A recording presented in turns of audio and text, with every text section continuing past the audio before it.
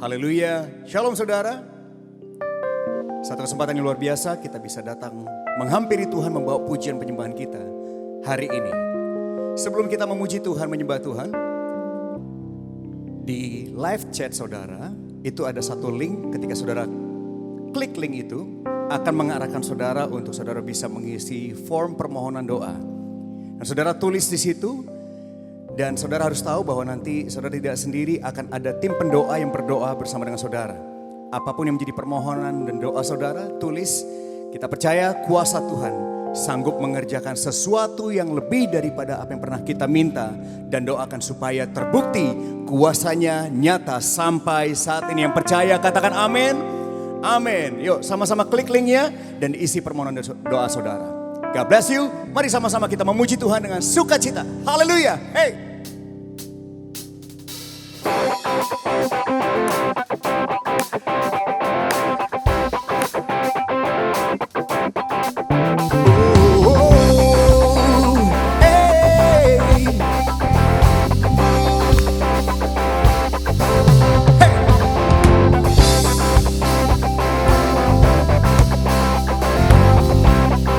Sama-sama jadikan pujian kita. Katakan, kami berkumpul memujimu, menyembahmu yang kudus. Kami berkumpul memujimu, menyembahmu yang kudus. Pujilah Bapa, pujilah Anak, pujilah Roh Kudus, ketiga yang esa. Pujilah Bapa, pujilah Anak, pujilah Roh Kudus, ketiga yang esa. Hey!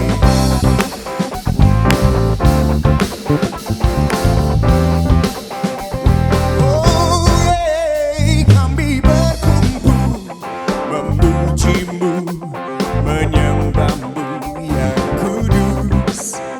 Kami berkumpul memujimu, menyembahmu yang kudus. Amin.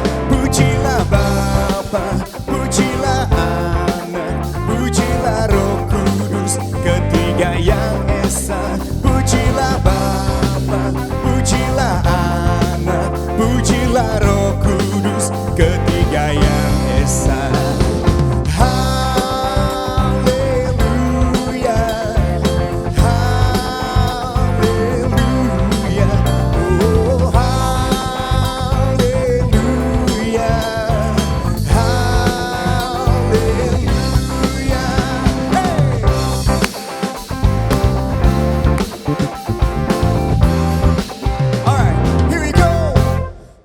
Kami berkumpul memujimu, menyembahmu yang kudus.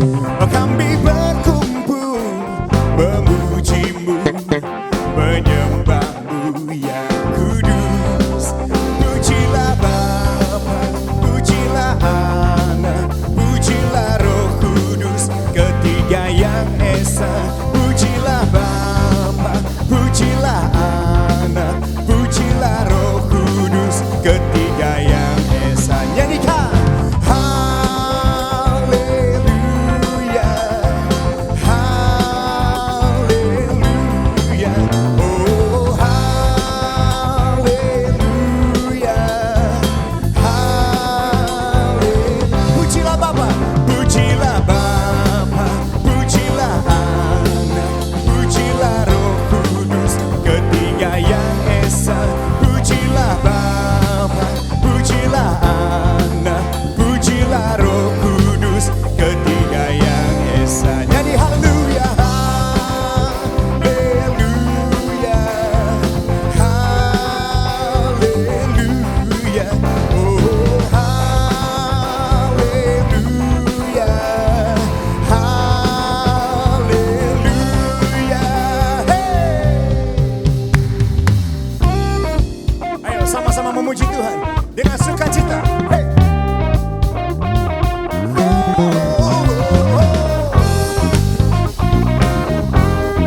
Bertepuk tangan memuji Tuhan dengan sukacita.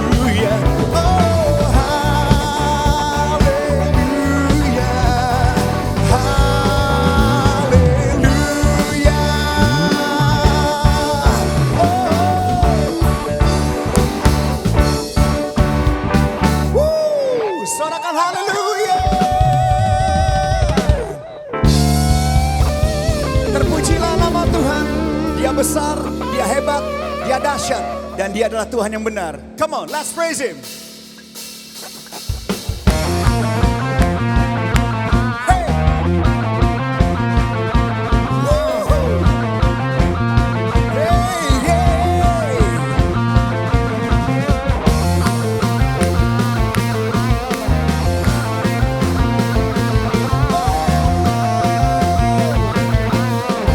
Sama-sama nyanyikan.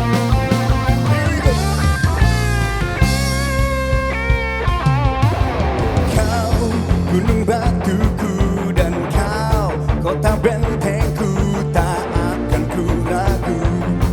Kau menjamin hidupku, oh oh, kau keselamatanku dan kau yang membelaku, tak akan ku takut. Kuasamu di dalamku. Walau badai menerpa di dalam hidupku ini, namun tangan-Mu Tuhan mengangkatku tinggi. Kau Tuhan yang benar, tak pernah tinggalkan. Dahulu, sekarang, selamanya, janji-Mu tak berubah. Kau Alfa dan Omega, awal dan akhir. Semesta alam memuja Engkau Tuhan yang benar. Yeah, yeah. Ayo sama-sama nyanyikan. Kau gunung batuku dan kau kota bentengku, tak akan ku ragu. Kau menjamin hidupku, oh kau keselamatanku dan kau yang membelaku, tak akan ku takut. Kuasa-Mu di dalamku, dan walau badai menerpa di dalam hidupku ini, hey, namun tangan-Mu Tuhan mengangkatku tinggi. Kau Tuhan yang benar, tak pernah tinggalkan. Dahulu, sekarang, selamanya, janji-Mu tak berubah. Kau Alfa dan Omega, awal dan akhir. Semesta alam memuja Engkau Tuhan yang benar. Tuhan yang benar.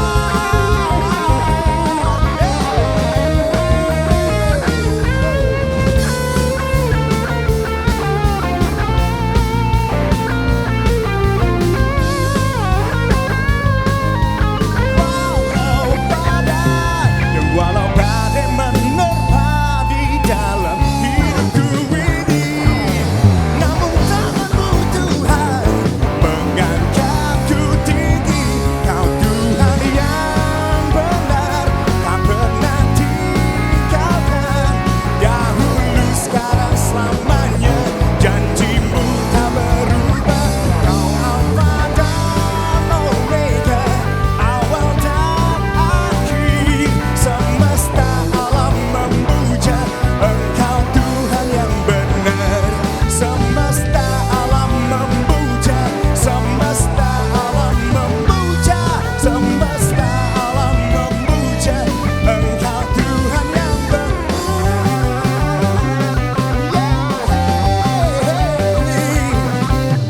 Kaulah Tuhan yang benar.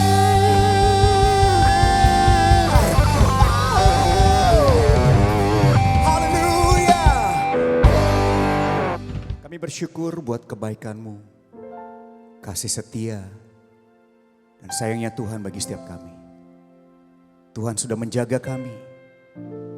Tuhan sudah membuka jalan yang ada di depan kami. Itu sebabnya kami memutuskan untuk menyembah-Mu, memuji-Mu ya Tuhan. Tidak ada yang lain yang kami sembah, hanya Yesus.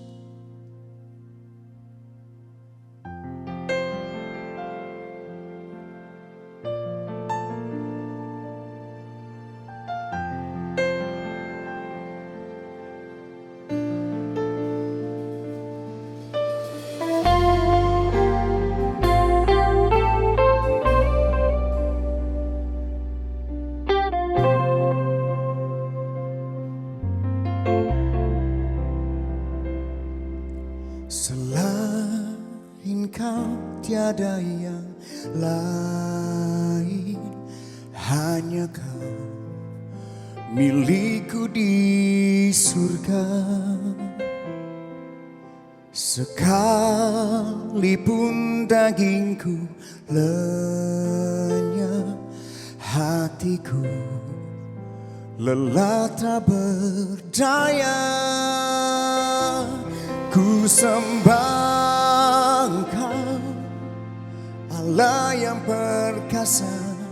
Ku sanjung tinggi namamu di hidupku, Tuhan, tiada yang lain. Hanya Kau satu di hatiku.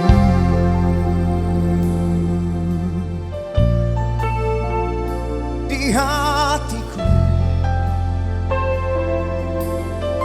Yuk sama-sama nyanyikan. Selain Kau tiada yang lain, hanya Kau milikku di surga. Sekalipun dagingku lenyap, hatiku lelah tak berdaya.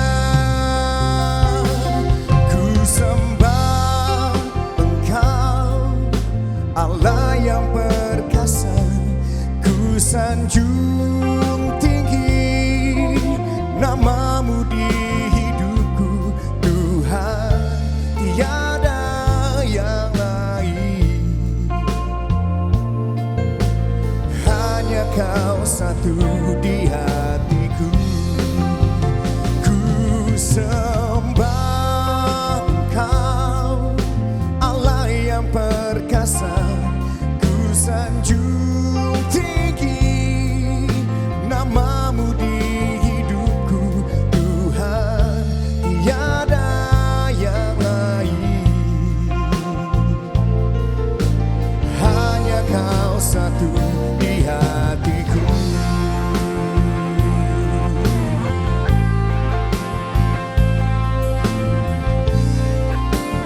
Kami akui hanya Kau satu di hati, yang layak disembah, yang layak dipuji.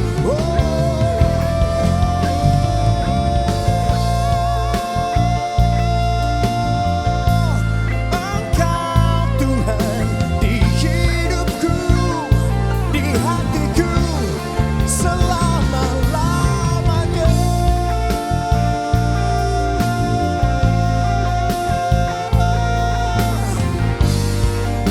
Haleluya.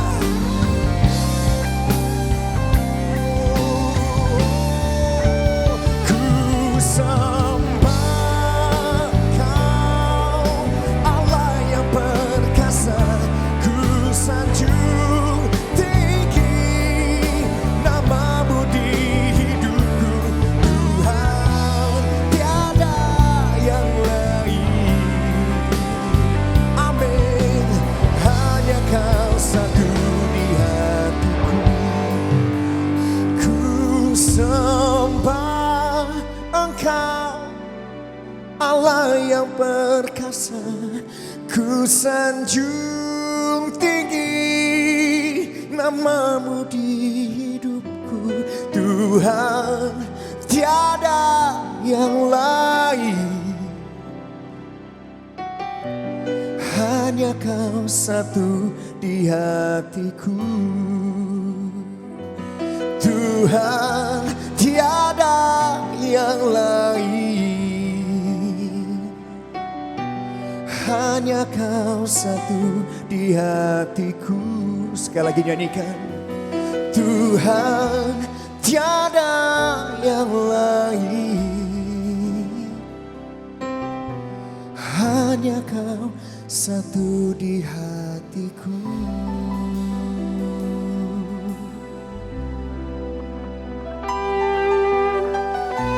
Ini waktu yang terbaik untuk kita sama-sama berserah kepada Tuhan. memberikan ruang gerak untuk Roh Kudus menjamah, memulihkan, menyembuhkan. Mari bawa seluruh pengharapanmu kepada Yesus saja, saudara. Dia yang sanggup, Dia yang terhebat, Dia sanggup mengerjakan perkara-perkara ajaib. Ayo, angkat tanganmu dimanapun kau berada saat ini. Haleluya, dimanapun Anda berada. Biar terdengar suara pengharapan.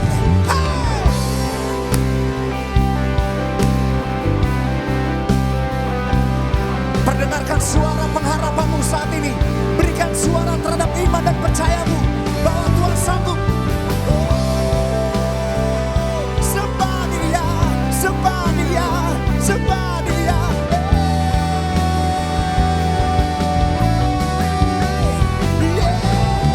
Yesus, kami sembah, kami puji, Kau yang sanggup melakukan perkara ajaib.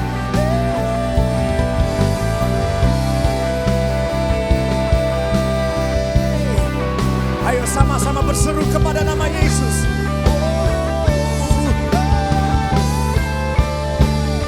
Yesus, padamu ku berseru, Kaulah penyelamatku.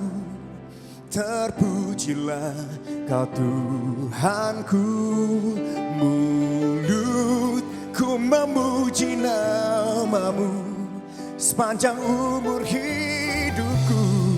Terpujilah Kau Tuhanku di atas segalanya. Yesus, padamu ku berseru, Kaulah penyelamatku. Terpujilah Kau Tuhanku, mulutku memuji namamu sepanjang umur hidupku. Terpujilah Kau Tuhanku di atas segalanya.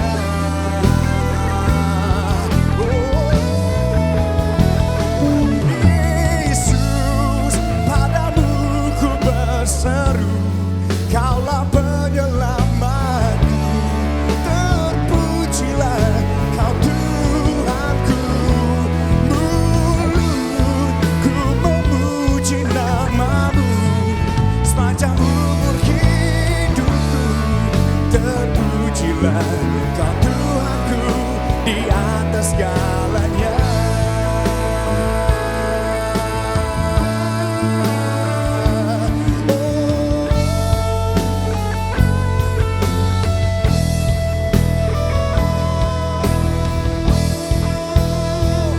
Haleluya. Engkau dahsyat, Engkau hebat Tuhan, Engkau ajaib. Terpujilah namamu untuk kekal untuk selama-lamanya. Mari berikan tepuk tangan yang meriah buat Tuhan Yesus. Ajaib Engkau, hebat. Haleluya.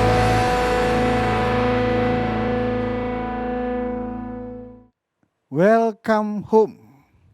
Puji nama Tuhan, kita kembali berjumpa di dalam keluarga rohani GBI dan Mogot, saudaraku. Juga mulai dari minggu lalu, saudaraku, saudara yang membutuhkan dukungan doa, saudara bisa mengikuti live chat. Jadi sebaiknya saudara beribadah pada saat pertama kali ditayangkan daripada ibadah ini. Di sana saudara bisa mengikuti live chat dan saudara bisa masuk ke dalam link yang disediakan untuk saudara mengisi formulir dan saudara bisa meminta dukungan doa. Dan akan ada pendoa-pendoa yang secara khusus mendoakan pergumulan saudara. Kita percaya kalau ada 2 orang sepakat meminta apapun juga, Tuhan akan menjawab. Tuhan akan bekerja, Tuhan akan melakukan perbuatan-perbuatan yang dahsyat. Saudara, di dalam keluarga rohani GBI dan Mogot, kita mencoba membangun gereja ini menjadi rumah, menjadi keluarga buat kita semua. Dan kita bangun berdasarkan nilai-nilai yang kita yakini, nilai-nilai ini waktu kita hidupi akan menjadikan gereja kita adalah rumah kita dan keluarga kita. Nilai-nilai kita kalau disingkat yaitu home care, humility, kerendahan hati, komitmen, enthusiasm, antusias, care, peduli, dan respect, menghormati. Saudara, hari ini saya mau berbicara tentang nilai yang ketiga daripada nilai-nilai gereja kita, yaitu antusias. Kita mendefinisikan kata antusias, nilai antusias ini sebagai berikut. Kami percaya karena Tuhan bersama kami dan selalu memberi yang terbaik, maka kami mampu melakukan segala sesuatu dengan upaya terbaik dan kreatif seperti untuk Tuhan. Nah, hari ini saya akan mau mengajak kita merenungkan nilai ini. Dan khotbah saya temanya saudaraku, satu tema yang saya pikir semua orang rindu untuk mengalami, yaitu resep awet muda. Kita akan belajar tentang resep awet muda dari seorang tokoh Alkitab bernama Kaleb, saudaraku. Mari kita lihat dari kitab Yosua pasalnya yang ke-14, ayat ke-6 sampai dengan ayat ke-7. Lalu nanti saya akan lanjutkan ayat 10 sampai dengan ayat 15. Mari kita belajar tentang resep awet muda dari Kaleb. Saya akan bacakan saudaraku. Bani Yehuda datang menghadap Yosua di Gilgal. Pada waktu itu berkatalah Kaleb bin Yefune, orang Kenas itu, kepadanya, engkau tahu firman yang diucapkan Tuhan kepada Musa, abdi Allah itu tentang aku dan tentang engkau di Kades Barnea. Aku berumur 40 tahun ketika aku disuruh Musa, hamba Tuhan itu, dari Kades Barnea untuk mengintai negeri ini. Dan aku pulang membawa kabar kepadanya yang sejujur-jujurnya. Jadi sekarang sesungguhnya Tuhan telah memelihara hidupku seperti yang dijanjikannya. Kini sudah 45 tahun lamanya sejak diucapkan Tuhan firman itu kepada Musa. Dan selama itu orang Israel mengembara di padang gurun. Jadi sekarang telah berumur 85 tahun aku hari ini. Pada waktu ini aku masih sama kuat seperti pada waktu aku disuruh Musa. Seperti kekuatanku pada waktu itu, demikianlah kekuatanku sekarang untuk berperang dan untuk keluar masuk. Oleh sebab itu, berikanlah kepadaku pegunungan yang dijanjikan Tuhan pada waktu itu, sebab engkau sendiri mendengar pada waktu itu bahwa di sana ada orang Enak dengan kota-kota yang besar dan berkubu. Mungkin Tuhan menyertai aku sehingga aku menghalau mereka seperti yang difirmankan Tuhan. Lalu Yosua memberkati Kaleb bin Yefune dan diberikannya lah Hebron kepadanya menjadi milik pusakanya. Itulah sebabnya Hebron menjadi milik pusaka Kaleb bin Yefune orang Kenas itu sampai sekarang ini. Karena ia tetap mengikuti Tuhan Allah Israel dengan sepenuh hati. Nama Hebron dahulu ialah Kiryat Arba. Arba ialah orang yang paling besar di antara orang Enak. Dan amanlah negeri itu berhenti berperang. Saudara, kalau kita melihat ayat-ayat ini, kita bisa tahu betapa Kaleb itu awet muda. Di dalam ayat ke-11, Kaleb berkata, pada waktu ini aku masih sama kuat seperti pada waktu aku disuruh Musa, yaitu 45 tahun yang lalu. Waktu Kaleb disuruh Musa, dia berusia 40 tahun. waktu Kaleb menghadap Yosua dari ayat-ayat yang baru saja saya bacakan, usianya 85 tahun. Dan Kaleb katakan, aku masih sama kuat seperti 45 tahun yang lalu. Dan saudaraku, kita bisa melihat betapa luar biasanya. Kenapa saya katakan begitu awet mudanya Kaleb, saudaraku. Di usia ke-85 tahun, Kaleb datang kepada Yosua dan minta izin untuk menduduki Hebron. Ini hal yang sangat luar biasa. Kenapa, saudaraku? Hebron pada saat itu dihuni oleh orang-orang Enak. Orang Enak ini adalah keturunan raksasa. Jadi tubuh mereka itu jauh lebih besar dibandingkan dengan rata-rata orang Israel. Mereka raksasa. Dan bahkan yang diminta untuk diperangi oleh Kaleb itu Hebron. Alkitab katakan Hebron itu dulunya namanya Kiryat Arba. Kiryat itu bicara kota, itu artinya kota.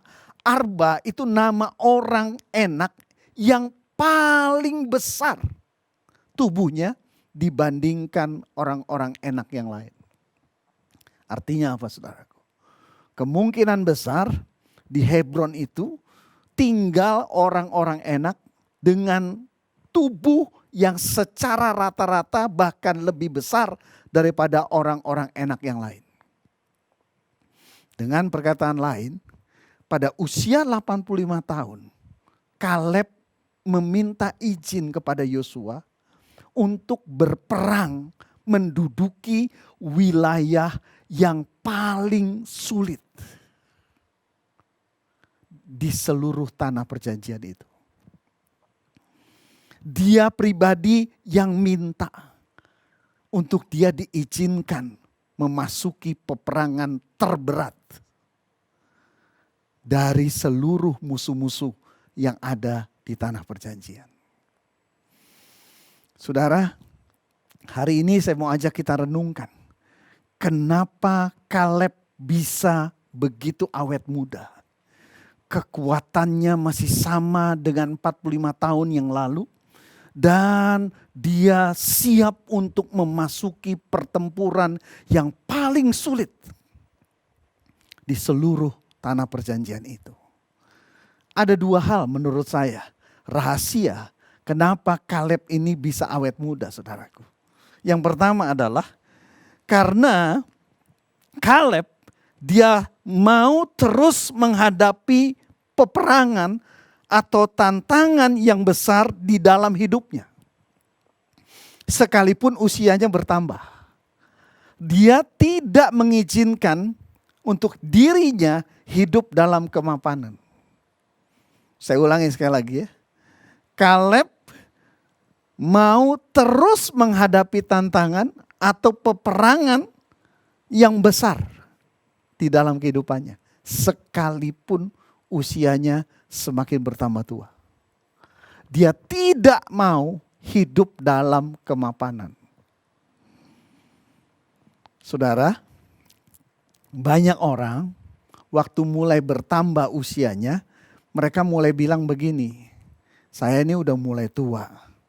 Saya gak mau hadapi yang sulit-sulit lah dalam hidup ini. Saya mau hadapi yang ringan-ringan aja, yang enteng-enteng saja. Banyak orang berkata seperti itu. Tapi mari kita renungkan perkataan Rasul Paulus, saudaraku, di 2 Korintus pasal keempat ayat ke-16. Saya bacakan 2 Korintus pasal keempat ayat ke-16. Sebab itu kami tidak tawar hati. Tetapi meskipun manusia lahiriah kami semakin merosot, namun manusia batiniah kami dibaharui dari sehari ke sehari. Saudara perhatikan baik-baik ayat ini, saudara. Rasul Paulus katakan manusia lahiriah kita tubuh jasmani kita hari demi hari memang tidak bisa tidak akan menjadi semakin lemah. Tetapi manusia batinia, jiwa, roh kita semakin hari semakin bertambah kuat. Semakin terus diperbaharui, semakin matang, semakin dewasa di dalam Tuhan. Saudara, saya jelaskan begini. Kalau kita sungguh-sungguh hidup di dalam Tuhan dan membiasakan diri untuk senantiasa bersandar kepada Tuhan, apa yang akan terjadi? Semakin kita bertambah usia, maka pengalaman kita bersama dengan Tuhan akan semakin banyak. Semakin kita bertambah usia, akan semakin banyak kita melihat, kita merasakan, kita mengalami perbuatan-perbuatan Tuhan yang dahsyat di dalam hidup kita. Itu yang Rasul Paulus maksudkan. Kenapa dia katakan manusia batinia harusnya semakin kuat. Karenanya saya mau katakan begini saudaraku. Memang secara manusia jasmani kita dengan bertambahnya usia, tentunya kita harus mengurangi aktivitas-aktivitas fisik yang berat. Pekerjaan-pekerjaan secara fisik yang berat harus kita kurangi. Kenapa? Karena tubuh jasmani kita tidak bisa tidak, pasti akan semakin lemah. Tetapi untuk menghadapi pergumulan, untuk menghadapi tantangan di dalam kehidupan kita, kalau kita membiasakan diri untuk terbiasa hidup bersandar kepada Tuhan, maka seharusnya saudara dan saya semakin usia kita bertambah, semakin banyak perbuatan-perbuatan Tuhan yang kita alami di dalam hidup kita. Sehingga kemampuan kita untuk menghadapi pergumulan demi pergumulan yang semakin besar itu juga akan semakin meningkat. Itu sebabnya Kaleb di usianya yang ke-85 justru meminta peperangan yang paling sulit. Kenapa? Karena dia manusia batinianya sudah semakin banyak mengalami perbuatan-perbuatan Tuhan yang dahsyat di dalam hidupnya. Nah, yang harus kita tahu begini saudaraku. Kita buka Amsal pasal 17 ayat ke-22 saudara. Mari kita lihat. Supaya kita benar-benar paham apa hubungannya dengan awet muda saudara. Amsal 17 ayat 22 katakan seperti ini. Hati yang gembira adalah obat yang manjur. Tetapi semangat yang patah mengeringkan tulang. Izinkan saya mengajukan kebalikan dari kalimat-kalimat ini. Kalau dikatakan hati yang gembira adalah obat yang manjur, maka kalau kita balik, hati yang sedih, hati yang penuh kecewa, hati yang penuh dendam, itu akan menjadi sumber dari berbagai-bagai penyakit. Sebaliknya, kalimat kedua saudaraku, tetapi semangat yang patah mengeringkan tulang. Kalau kita balik kalimatnya, artinya semangat yang bernyala-nyala menguatkan tulang. Perhatikan saudara. Semangat yang bernyala-nyala itu bisa punya dampak terhadap kesehatan kita. Kalau kita lihat Kaleb, dengan semakin bertambahnya pengalaman hidup bersama dengan Tuhan, dia tidak mengizinkan dirinya hidup dalam kemapanan. Tapi dia terus bersedia untuk menghadapi tantangan-tantangan yang besar di dalam kehidupannya. Maka semangatnya terus bernyala-nyala. Karena menghadapi tantangan demi tantangan. Saudara, sebaliknya orang yang suka dengan kemapanan, orang yang menghindari tantangan, orang yang menghindari pergumulan-pergumulan yang besar, dengan selalu berkata, saya sudah semakin tua, saya sudah semakin berumur, saya mau hadapi yang ringan-ringan saja. Saudaraku, orang yang hidup di dalam kemapanan, kecenderungannya adalah semangatnya akan semakin padam. Tidak lagi bernyala-nyala. Karena nyaman, karena mapan.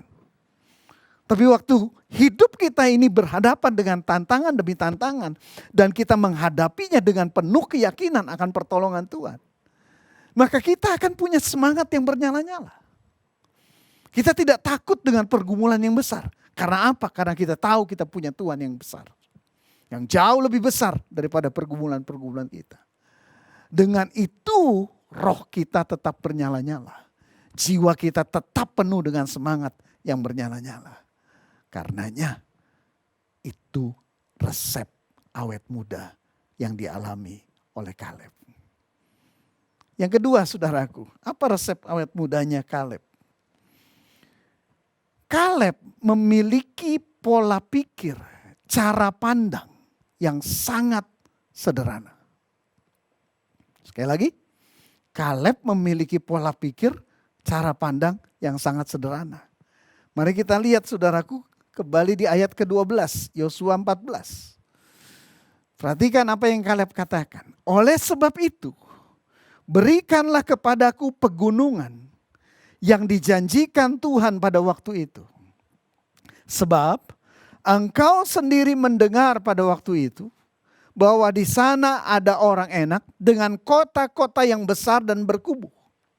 Mungkin Tuhan menyertai aku sehingga aku menghalau mereka seperti yang difirmankan Tuhan.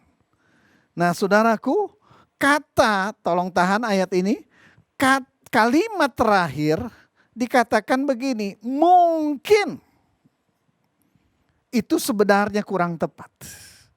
Kaleb berkata begini, berikan kepadaku pegunungan yang dijanjikan Tuhan pada waktu itu. Apa yang Tuhan katakan, berikan kepadaku. Lalu kalimat terakhir, mungkin. Menurut saya, kata mungkin ini kurang tepat terjemahannya, saudara. Karena di dalam versi King James Version diterjemahkan sebagai if so be. If so be. Jadi kalau saya pakai terjemahan bebas, kalimatnya sebenarnya begini. Dengan demikian, Tuhan menyertai aku.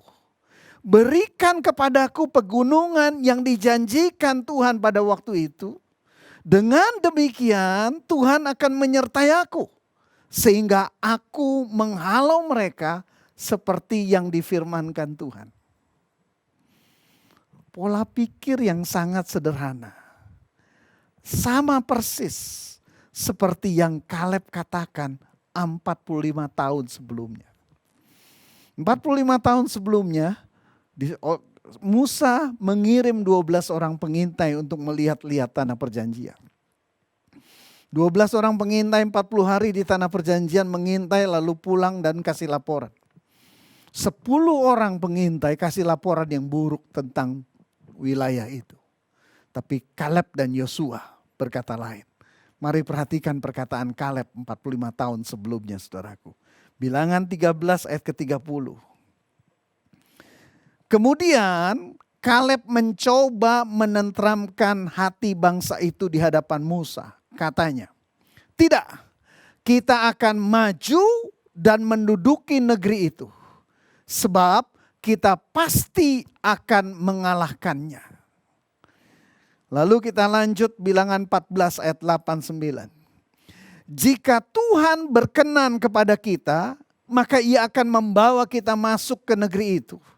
Dan akan memberikannya kepada kita. Satu negeri yang berlimpah-limpah susu dan madunya. Hanya janganlah memberontak kepada Tuhan dan janganlah takut kepada bangsa negeri itu.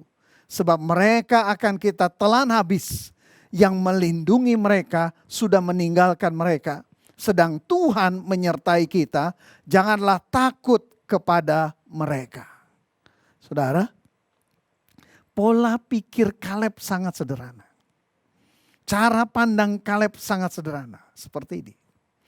Kalau Tuhan yang menyuruh, kalau Tuhan yang menuntun untuk masuk ke tempat tertentu, untuk melakukan sesuatu, maka Tuhan pasti menyertai.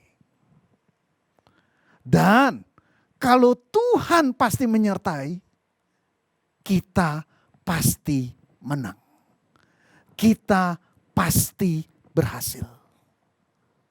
Saudara, Kaleb tidak berpikir rumit.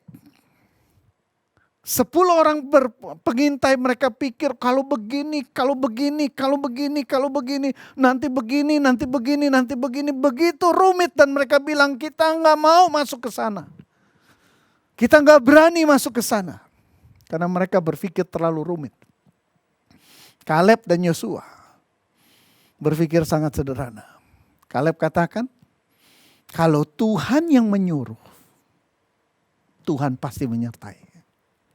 Dan kalau Tuhan menyertai, Tuhan pasti memberi kemenangan. 45 tahun yang lalu dia katakan hal itu. 45 tahun kemudian, hal yang sama dia katakan kepada Yosua. Yosua, seperti yang diperintahkan Tuhan, berikan aku Hebron. Kalau aku bergerak masuk memerangi Hebron, Tuhan pasti menyertai aku. Dan Tuhan pasti memberi kemenangan kepadaku. Saudaraku, pola pikir ataupun cara pandang yang sangat sederhana ini yang membuat Kaleb awet muda. Karena enggak terlalu banyak mikir.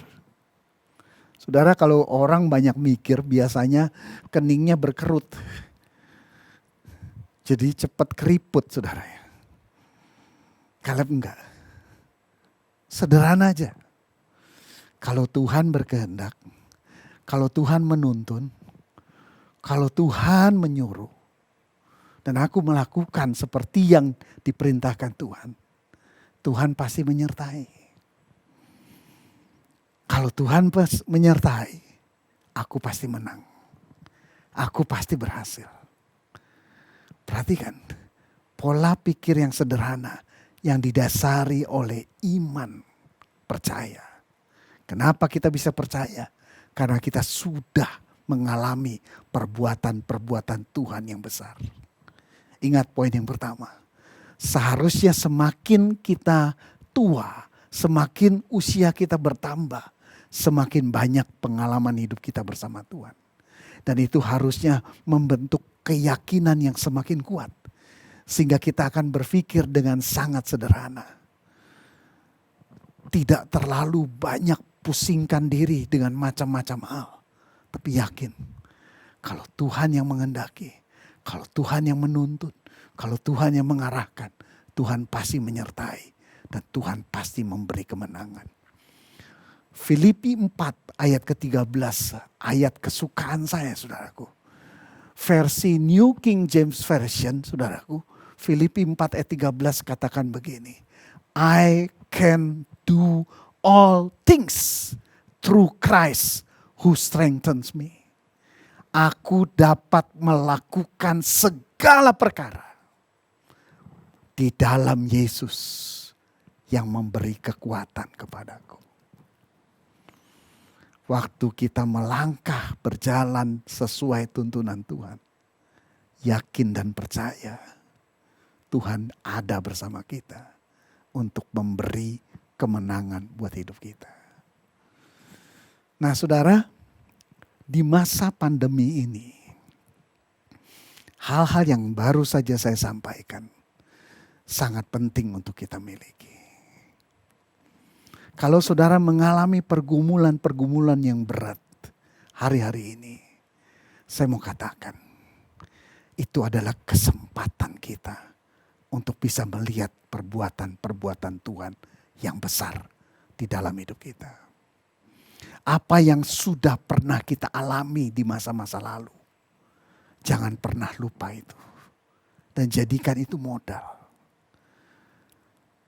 Dan semakin kita banyak menghadapi pergumulan, kita yakin kita akan semakin banyak melihat perbuatan-perbuatan Tuhan yang benar. Ayo miliki pola pikir yang sederhana, cara pandang yang sederhana, seperti yang dimiliki oleh Kaleb. Kalau memang Tuhan mengizinkan kondisi pandemi ini terjadi, saudara dan saya menghadapi banyak pergumulan, mari kita yakin di dalam setiap pergumulan yang Tuhan izinkan terjadi, yang saudara dan saya hadapi ini, Tuhan pasti menyertai kita. Dan kalau Tuhan beserta kita, Tuhan pasti memberi kemenangan. Tuhan Yesus berkati. Mari kita berdoa, saudara. Bapa di dalam surga, saat ini hamba-Mu berdoa untuk setiap pribadi yang menyaksikan tayangan ini. Engkau berbicara dengan cara-cara-Mu yang ajaib. Firman-Mu berkuasa. Jauh melampaui apapun juga. Firman-Mu mampu menerobos ke dalam setiap pikiran, ke dalam setiap hati, ke dalam setiap kehidupan. Dan membebaskan kami dari setiap ketakutan, kekhawatiran, dan ketidakpercayaan kami. Firman-Mu memerdekakan.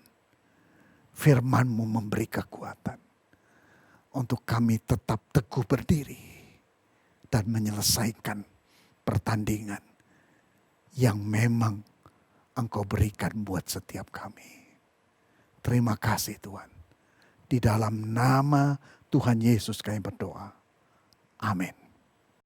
Saudara, sekali lagi saya mengingatkan bahwa setiap kali ditayangkan, upayakan saudara beribadah pada waktu penayangan perdana. Karena kalau saudara melakukan itu, saudara bisa minta didukung dalam doa. Saudara masuk ke live chat dan masuk ke dalam link formulir yang sudah disediakan dan saudara bisa isi, dan ada orang-orang yang secara khusus akan mendoakan pergumulan saudara. Saudara, ini waktunya kita akan memberikan persembahan. Sebentar akan ditayangkan ada 3 jenis persembahan. Yang pertama adalah persembahan umum, persembahan persepuluhan. Yang kedua adalah persembahan pembangunan. Dananya kita akan gunakan untuk membangun gereja, gedung gereja, House of Adulam. Dan yang ketiga adalah persembahan diakonia. Dananya kita akan gunakan untuk membantu orang-orang yang membutuhkan. Rumah umas, orang tua asuh, biaya sekolah, juga biaya berobat, juga untuk sembako dan lain sebagainya. Di mana Tuhan taruhkan kerinduan saudara untuk memberikan persembahan, silakan salurkan. Pastikan saudara memberi dengan kerelaan hati dan penuh kasih kepada Tuhan. Mari kita berdoa. Bapa, kami bersyukur untuk setiap kali kami diberikan kesempatan untuk memberi. Kami memberi karena Tuhan terlebih dahulu memberi buat kami. Daripada apa yang ada pada hidup kami persembahkan bagian yang terbaik. Dan kami rindu persembahan kami menyenangkan hati Tuhan. Dan kami juga berdoa apa yang kami persembahkan sungguh-sungguh dipakai hanya untuk mempermuliakan Tuhan saja. Kau urapi setiap orang yang mengelolanya. Kau berikan takut akan Tuhan dan Kau berikan hikmat kebijaksanaan. Dan biarlah Engkau juga perbesar kapasitas hati setiap kami. Untuk kami semakin dipakai Tuhan untuk menjadi berkat bagi banyak orang. Di dalam nama Tuhan Yesus kami berdoa. Amin.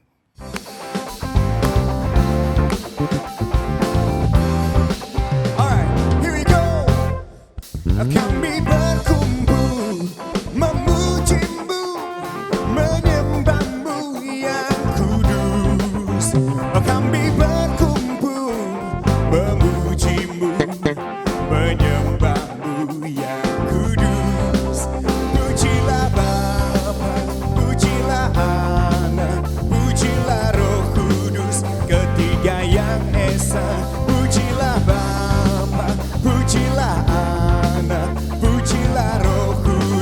Ketiga yang esa. Nyanyikan. Haleluya,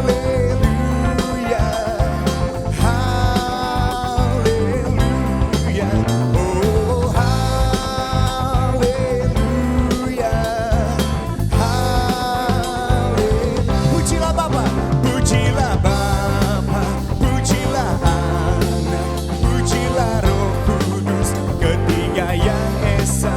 Pujilah Bapa, pujilah Anak, pujilah Roh Kudus. Ketiga yang esa. Nyanyi haleluya, haleluya, haleluya, oh haleluya, haleluya. Saudara, mari kita siapkan hati kita dan angkat kedua tangan kita untuk terima berkat daripada Tuhan. Prajurit-prajurit Tuhan yang gagah perkasa, saat ini terimalah berkat, kasih karunia, damai sejahtera, serta sukacita yang berlimpah-limpah yang dicurahkan Bapa dari surga melalui Tuhan kita Yesus Kristus di dalam persekutuan dengan Roh Kudus, dicurahkan mulai saat ini sampai selama-lamanya. Setiap kita yang diberkati sama-sama katakan amin.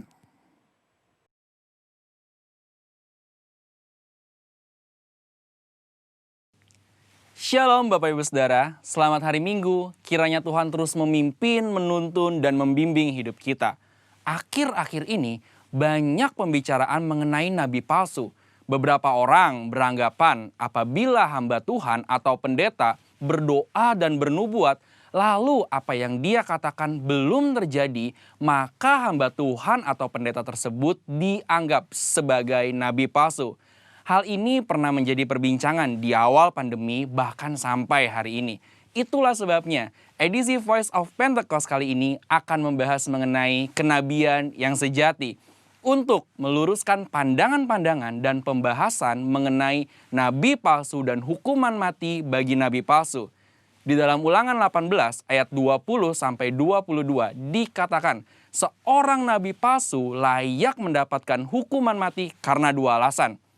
Yang pertama, mengucapkan demi nama Tuhan perkataan yang tidak Tuhan perintahkan. Yang kedua, berkata-kata demi nama Allah lain. Arti yang kedua ini sangat jelas, yaitu secara jelas menggunakan nama Allah lain. Namun, perihal alasan yang pertama, apakah tandanya seseorang mengucapkan demi nama Tuhan sesuatu yang tidak Tuhan perintahkan? Bagaimanakah mengukur perkataan tersebut terjadi atau tidak? Tentu jawabannya adalah menunggu. Sekali lagi, apakah tandanya seseorang mengucapkan demi nama Tuhan sesuatu yang tidak Tuhan perintahkan? Bagaimanakah mengukur perkataan tersebut terjadi atau tidak? Jawabannya hanya menunggu. Bisa cepat, lama, atau sangat lama. Seperti halnya mengenai hari penghakiman. Maka dari itu, terjadi atau belum terjadinya suatu nubuatan bukanlah aturan kaku dan kriteria utama untuk menentukan kenabian yang sejati. Melainkan ada beberapa kriteria lain yang lebih komprehensif atau lengkap. Pertama, kesesuaian dengan nabi lain dan firman Tuhan secara keseluruhan. Kedua, berasal dari Tuhan walaupun terkadang tidak sesuai dengan kehendak pribadi sang nabi itu sendiri. Ketiga, membawa umat ke dalam rencana Allah. Keempat, tidak mencuri kemuliaan Tuhan. Kelima, karakter nabi yang sesuai dengan karakter Allah. Kriteria ini lebih tepat untuk melihat kenabian yang sejati. Lalu pertanyaan berikutnya, bagaimana dengan hukuman mati bagi nabi palsu dengan cara melemparinya dengan batu? Rasanya hal ini sudah tidak lagi relevan. Karena ini berarti pezina, penyembah berhala, pelanggaran yang tidak dapat diampuni juga harus dihukum mati dengan dilempari batu. Tercatat ada 36 pelanggaran dalam hukum Taurat yang layak mendapatkan hukuman mati. Secara teologis, bagi orang percaya, hukum Taurat yang bersifat hukum sipil dan seremonial sudah digenapi. Karena apa? Karena sudah digenapi oleh Tuhan Yesus. Masih ingat bagaimana Tuhan Yesus tidak menghukum seorang pezina?